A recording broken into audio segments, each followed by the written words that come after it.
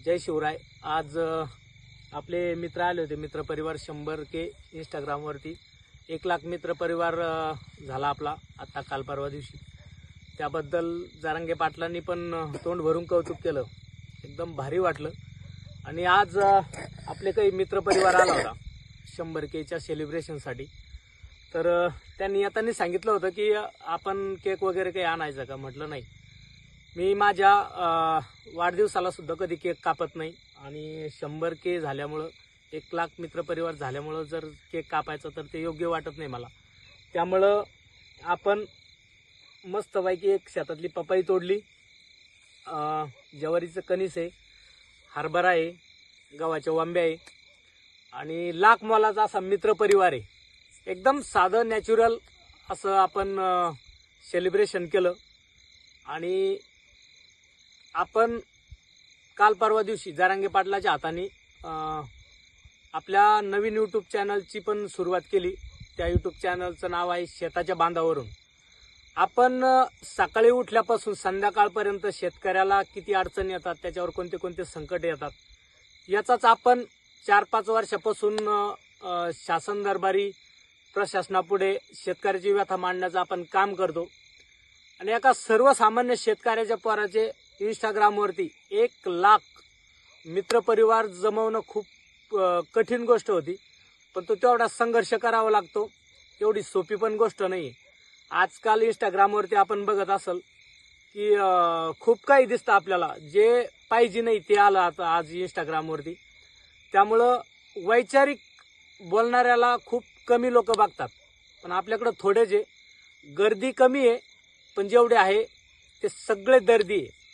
त्यामुळे तुमचे पुन्हा एकदा सर्वांचे मनापासून धन्यवाद। जसा इंस्टाग्रामला फेसबुकला तुम्ही मला सपोर्ट करत आला आतापर्यंत, तसाच सपोर्ट आपल्या यूट्यूब चॅनलला करा। आपण प्रगतशील शेतकरी जे राहील, प्रगतशील शेतकरी, त्या प्रगतशील शेतकऱ्याच्या मुलाखती आपण घेणार आहे। त्याचं कारण एक की आपल्या युवा पिढीला शेतकऱ्याच्या काही प्रगतशील शेतकऱ्यांकडून प्रेरणा मिळावी, हा उद्देश आपला राहणार आहे। आणि आपण थोड्याच दिवसात प्रगतशील शेतकऱ्याच्या जे काही नवीन करण्याचा प्रयत्न करतायत शेतीमध्ये आणि त्याच्यातून लाख उत्पन्न घेतायत। आणि शेती ही काही लाज वाटण्यासारखी गोष्ट नाही, तर शेती म्हणजे अभिमानाची गोष्ट आहे। हे याच्यातून सिद्ध करणारे जे काही शेतकरी आहे, त्या शेतकऱ्याच्या आपण मुलाखती घेणार आहे। तरी आपलं यूट्यूब चॅनल इंस्टाग्रामच्या बायोला आपण लिंक दिलेली आहे त्याची, त्या लिंकवर टच जरी केलं तर आपल्या यूट्यूब चॅनलला तुम्ही जाऊ शकता।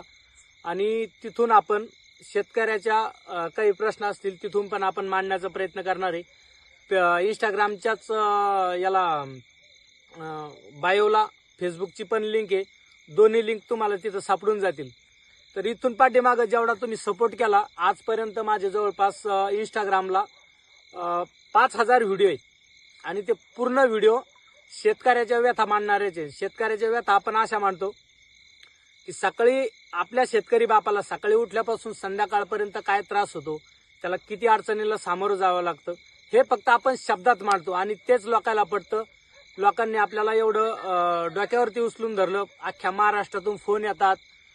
मला सगळ्यात मोठी अभिमानाची गोष्ट ही वाटते मित्रांनो, मी एकदा शेतात काम करत असताना विदर्भातून एक फोन आला होता मला, आणि त्या फोन मधल्या त्या समोरच्या व्यक्तीनं मला सांगितलं होतं की दादा तुमचे मनापासून धन्यवाद म्हणे, तुमचा एक व्हिडिओ बघितला आणि माझं जीवन वाचलं। अरे म्हटलं कस काय, तर त्यानं मला अक्षरशः रडून सांगितलं होतं की 4 दिवसापूर्वी मी अक्षरशः आत्महत्या करणार होतो, पण त्यात एक दिवस तुमचा व्हिडिओ बघितला आणि मी माझा जीवन संपवण्याचा विचार बदलला। त्यावेळेस कळालं किंवा आपण आयुष्यामध्ये येऊन काय कमवलं। आता बरेच लोक, पाहुणे रावळे मित्र परिवार सगळे विचारतात मला, आणि ते काळजीपोटी विचारतात माझ्या। असं नाही की आपण त्यांना काही नाव ठेवू शकतो, की त्यांचं ते काळजीपोटी विचारतात की तुम्ही सोशल मीडियावरून काही आतापर्यंत काही कमाई केली का। तर आजच्या तारखेपर्यंत सोशल मीडियावरून मी 1 रुपयाही काही कमावला नाही। पण त्या माणसाचा मला जेव्हा फोन आला, त्यांनी सांगितलं की तुमच्यामुळं माझं जीवन वाचलं, त्यामुळं खरंच अक्षरशः मन भरून आलं होतं। आणि त्यावेळेस कळालं होतं की आपण पैसा नाही कमावला, आपण माणसं कमवली। आणि माणसं एकदा कमवली की आपोआप पैसा सुद्धा कमावता येतो। एवढे मित्रपरिवार लांबून आला त्याचं खूप खूप मनापासून धन्यवाद. गावातले काही मित्रमंडळ आहे आणि आमचा विरोचन पण आहे आणि विरोचनला सुद्धा माझ्यावरती खूप अभिमान आहे. तो अभिमानानं शाळामध्ये कुठं पण सांगत असतो की कोणा जरी विचारलं त्याला की तुला काय व्हायचंय तर तो सरळ एक गोष्ट सांगत असतो की मला माझ्या पप्पासारखं, माझ्या वडिलासारखं, माझ्या बाप्पूसारखं व्हायचंय. तर लव यू बाळा, खरंच माझा मुलगा माझ्यासारखं बनतोय, पण माझ्यासारखं नक्कीच बनन तो, पण प्रगतशील शेतकरी बनन. आणि मी सुद्धा तेच करण्याचा प्रयत्न करतोय. महाराष्ट्रातल्या शेतकऱ्याला दिशा देण्याचं काम जेवढं माझ्या मोडक्या शब्दात करण्याचा मी प्रयत्न करतोय आणि तेच महाराष्ट्राने मला डोक्यावरती घेतलेलं आहे. खरंच पुन्हा एकदा सगळ्यांचे मनापासून आणि खरंच मनापासून धन्यवाद. जय जिजाऊ, जय शिवराय.